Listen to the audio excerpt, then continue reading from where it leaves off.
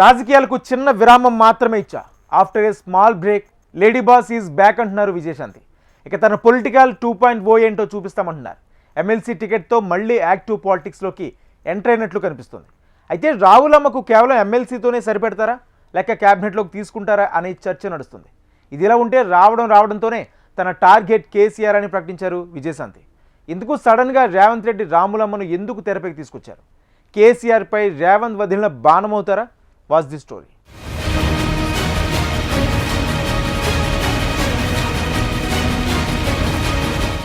Vijayashanti political reentry ప్రస్తుతం తెలంగాణ రాజకీయాల్లో hot టాపిక్గా మారింది.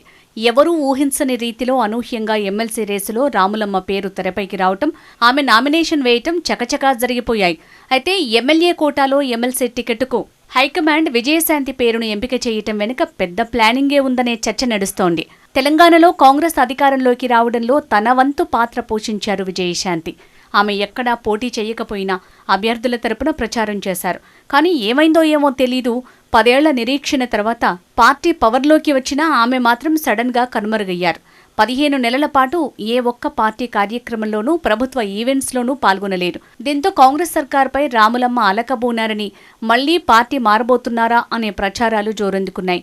ఈ క్రమంలో ఎలాంటి చడీ చప్పుడు లేకుండా ఎమ్మెల్సీ టికెట్కు రాములమ్మ పేరును ఎంపిక చేసి అందరినీ ఆశ్చర్యానికి గురిచేసింది కాంగ్రెస్ నాయకత్వం.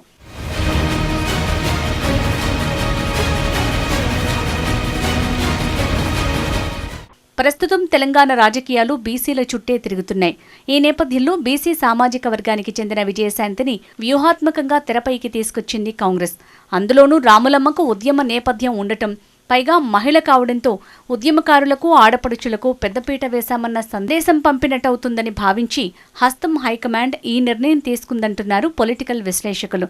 అనుకున్నట్టే విజయశాంతికి ఎమ్మెల్సీ టికెట్ ఇవ్వటాన్ని కాంగ్రెస్ రాష్ట్ర స్థాయి లీడర్లు, ఆశావహుల నుంచి పెద్దగా వ్యతిరేకత అయితే ఎక్కడా కనిపించలేదు. వీటికంటే ముఖ్యంగా ప్రతిపక్ష నేత కేసీఆర్ను దెబ్బకొట్టేందుకే రాములమ్మను మళ్లీ యాక్టివ్ పాలిటిక్స్లోకి తీసుకొచ్చారనే చర్చ నడుస్తోంది.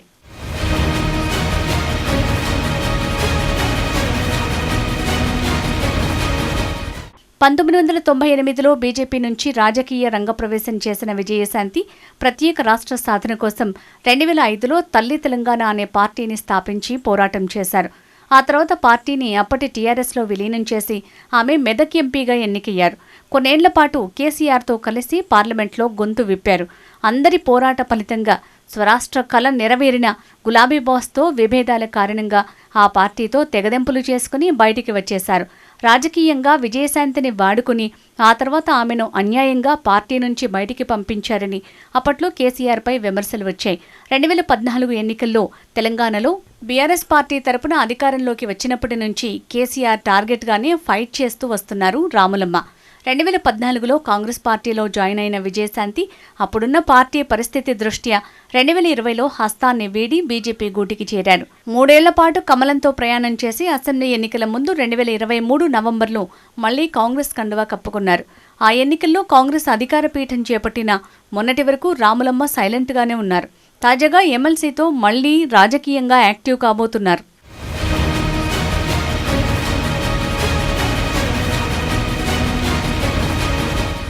అయితే రాములమ్మను కేవలం ఎమ్మెల్సీకే పరిమితం చేస్తారా లేక మంత్రివర్గంలోకి తీసుకుంటారా అనే చర్చ ఊపందుకుంది. ప్రస్తుతం తెలంగాణ కేబినెట్లోకి మరో 6గురిని తీసుకోవాల్సి ఉంది.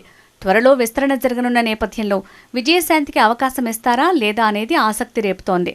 దశాబ్దాల నుంచి బీసీలకు అన్ని రంగాల్లో అన్యాయం జరుగుతోందని, తాము 42% కోటా కల్పిస్తామని కాంగ్రెస్ చెప్తున్న నేపథ్యంలో బీసీ సామాజిక వర్గంతో పాటు మహిళా కోటా కింద విజయశాంతిని తీసుకోబోతున్నారనే చర్చ అయితే తెరపైకి వచ్చింది.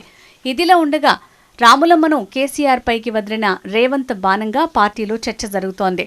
ఉద్యమకారులకు కేసీఆర్ పాలనలో సముచిత స్థానం దక్కలేదని, నాడు టీఆర్ఎస్లో విజయశాంతికి జరిగిన అన్యాయం, అవమానం గురించి ప్రస్తావించి బీఆర్ఎస్పై విమర్శనాస్త్రాలు సంధించారని రేవంత్ ప్లాన్ వేశారనే గుసగుసలు వినిపిస్తున్నాయి.